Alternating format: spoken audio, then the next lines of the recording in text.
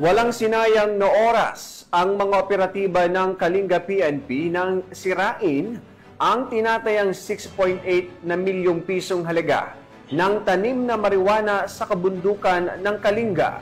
Sa bisa ng anti-illegal drug operations, pinutol, binunot at sinunog sa mismong taniman ang mga halamang iligal na matagal nang sumisira sa kinabukasan ng mamamayan. Tunghayan ang report ni Patrolwoman Digman.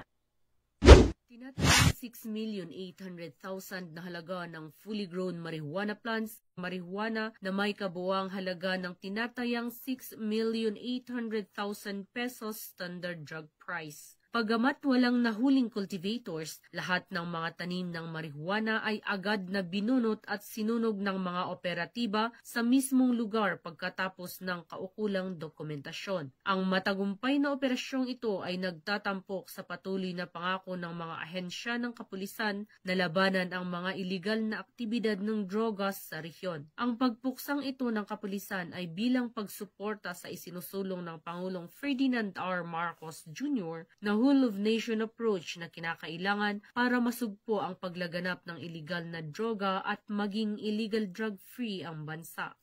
Mula dito sa Rehiyon Cordillera, ako ang inyong PNN correspondent, Patrolwoman Digman, alagad ng batas, taga-taguyod ng Balitang Pulis.